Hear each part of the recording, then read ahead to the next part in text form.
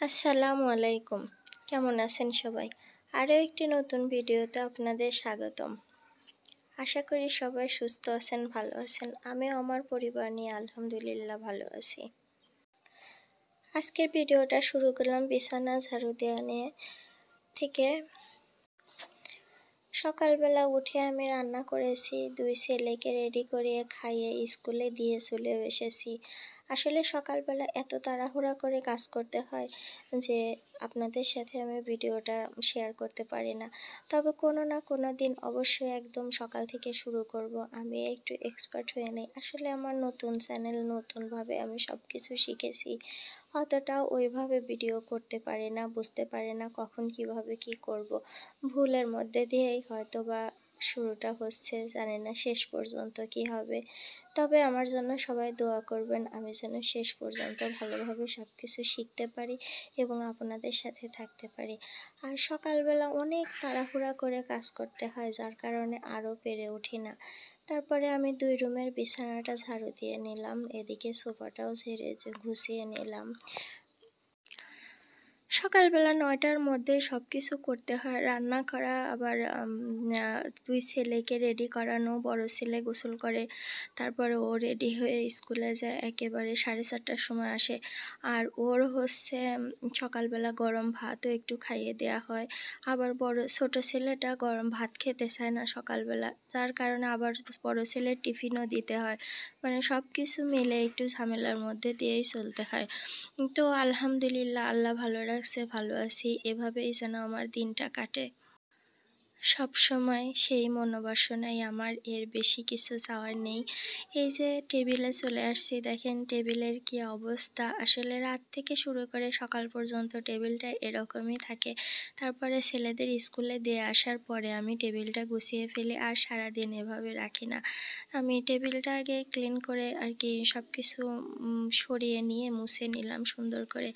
মোছামাছি শেষ হলে তারপরে একটা রান্নার দিয়ে সকালে আমি মুরগির মাংস রান্না করেছিলাম, সেটাও রেখে দিলাম। আজ আর রান্না করব না।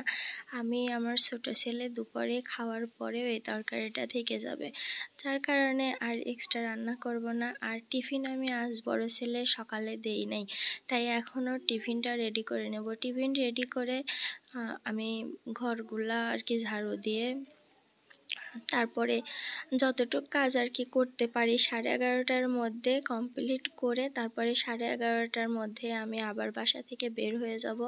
বড় ছেলের কোচিং ছুটি হয় 11:30টায়, আবার ছোট ছেলের স্কুলও ছুটি হয় 11:30টায়। তাই আমি একটু 10 মিনিট আগে যাই, 11:30টার মানে 11:20-এর দিকে গেলে আমি ছোট ছেলেকে নিয়ে বড় ছেলের স্কুলের গেটে টিফিনটা ওকে দিয়ে তারপরে বাসায় চলে আসি। বাসায় আসার পর আমার মতো করে আমি কাজ করি। আগে তো দেখা গেছে বিকেল টাইমটুকু একটু ঘুমাইতে পারতাম বা রেস্টে থাকতে পারতাম, কিন্তু এখন এই ভিডিও করতে গিয়ে শ্যুট করা, এগুলা এডিট করা হয় না। আর রাত্রেবেলা না প্রচুর পরিমাণে ঘুমে ধরে, মানে আমি এগুলাও করতে পারছি না কি হবে। এজন্য গতকালকে আমি ভিডিও দিতে পারি নাই। আর হয়তো আমার জন্য সমস্যা হয়ে যাচ্ছে। আর বুঝতে পারছি, হাড়ে হাড়ে বুঝতে পারছি যে আমার আপুরা কত কষ্ট করে আজকে এ পর্যন্ত এসেছে। আসলে উপর থেকে চকচকাই দেখতে লাগে, ওই যে একটা কথা বলে না, দূর থেকে কাশের ফুল ঘনই দেখা যায়।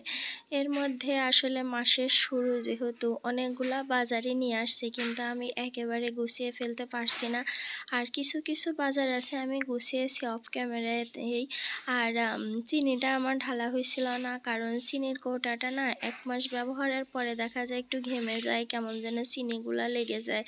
আমি এগুলা ধুয়ে রোদে দিয়েছিলাম, আর রাত্রেবেলা নিয়ে এসে টেবিলের উপরে এক সাইডে রেখে দিয়েছিলাম। আর এর মধ্যে সময় পাইনি।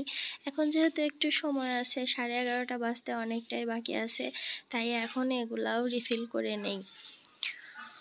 চিনিটা আসলে আমি বড় কৌটার মধ্যে ঢালি, বড় কৌটাটা রান্নাঘরে থাকে, সেমাই টেমাই বা কোনো হালুয়া রান্নার সময় ওটা ব্যবহার করি।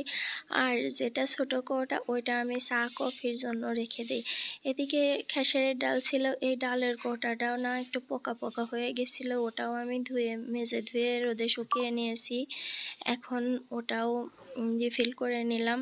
আর এই যে এটা হচ্ছে বলতে পারেন আমার ছোটোখাটো চা চেম্বার বা কফি চেম্বার। আসলে আমি ওইভাবে গুছিয়ে রাখতে পারি না, তারপরেও মনে হয় কি এক জায়গায় থাকলে এত তাড়াহুড়া লাগে না, কিছুই না, শুধুমাত্র ফিল্টার থেকে মগে করে একটা পানি নিয়ে আর কি এক জায়গায় থাকলে নিয়ে আমি সব কিছু করে হুটহাট খেতে পারি। বা অনেক সময় ওর বাবাও বলে মাথাটা ধরেছে, একটু চা কফি কিছু দাও, তখন আমি তাড়াহুড়া করে দিতে পারি, যার কারণে এভাবে গুছিয়ে রাখি। পুরা আপনারা হয়তো অনেক ভালো জানেন আমার থেকে। আর আমি অনেক ভিডিওতে দেখছি কত সুন্দর করে মানে এগুলা গুছিয়ে রাখে, আবার কত সুন্দর করে কথা বলে। আসলে আমি তাদের থেকে একটু একটু আইডিয়া নেই। আর এই যে খালি কোটাটা দেখছেন, এটা হচ্ছে, এটাও আমি রিফিল করব, এটা আর পরিষ্কার করলাম না, এমনি একটু করে নিলাম। ওটা হচ্ছে তিসির কোটা। আসলে আমার থাইরয়েড আছে তো, যার কারণে আমি তিসিটা খাই। থাইরয়েড থাকলে তিসি খেলে অনেক উপকার, এটা আমি আসলে ইউটিউব ফেসবুকের মাধ্যমে জেনেছি, আর এখন তো নিজেও বুঝতে পারছি। আর গ্রিন টিটাও আমি মাঝে মধ্যে না, প্রায় প্রতিদিনই 1 কাপ করে গ্রিন টি আমি খাই, এটা আমার অভ্যাস হয়ে গেছে। আর তিসিও আমি এনে রাখছি, এখন যদি সময় পাই এখন করব, না হলে স্কুল থেকে এসে তারপরে করব। এরই মধ্যে সকালে নাস্তা খাওয়ার পর যে থালা বাসনগুলো হয়েছিল সেগুলো আমি সিঙ্কের মধ্যে অমনি নামিয়ে রাখছিলাম, এগুলাও আমি একটু পরিষ্কার করে নেব, যেহেতু 11:30 বাজতে আরও একটু সময় বাকি আছে। আমি থালা বাসনগুলো এভাবে পরিষ্কার করি, ভিম লিকুইড ব্যবহার করি না, আমি ভিম বারটা ব্যবহার করি। আসলে আমাদের সব কিছুই হিসেব করতে হয়, তো ভিম লিকুইডটা না অনেক দামি, হয়তো বা পরিষ্কার হয় ভালো, কিন্তু দাম, আর এই 40 টাকায় সারাটা মাস চলে যায়। আবার আমি যখন থালা বাসন ধুই, মানে যখনই থালা বাসন ধুই তখনই আমি চেষ্টা করি সিঙ্কটাও পরিষ্কার করে ফেলার। আমি সিঙ্কের মধ্যে যখনই যাই করি সাথে সাথে সিঙ্কটা পরিষ্কার করে ফেলি। আর এই যে এখন আমি ছোটো ছেলেকে নিয়ে স্কুল থেকে চলে আসছি, আসার পরে এদিকে আমি দারচিনির কোটাও ধুয়েছিলাম। আর দারচিনিগুলো আমি বাজার থেকে যে দারচিনি আনা হয় মাসের বাজারের সাথে, সেগুলো আসলে আমি ধুয়ে দিই, ধুয়ে একদম রোদে মচমচা করে শুকিয়ে নেই। আমি একটা ভেঙে দেখলাম ভালোই মচমচা হয়েছে, মচমচা করে শুকানো হলে তারপরে আমি একটা বয়ামে করে রেখে দিই। আর এলাচগুলা হয়তো বা ধুলে যদি গন্ধ চলে যায় এই ভয়ে ধোয়া হয় না। আসলে এলাচকে আপুরা আপনারা পরিষ্কার করেন নাকি এভাবে? আমি আসলে এভাবেই তরকারিতে দেই, একটু মুছে এভাবেই দিয়ে দেই।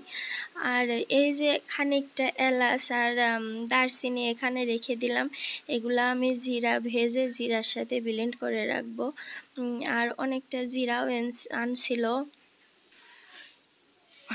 এটা ছিল হচ্ছে আমার গত মাসের জিরা, মানে বয়ামের মধ্যে রাখছিলাম গুঁড়া করার পরে, সেগুলো অবশিষ্ট থেকে গেছে।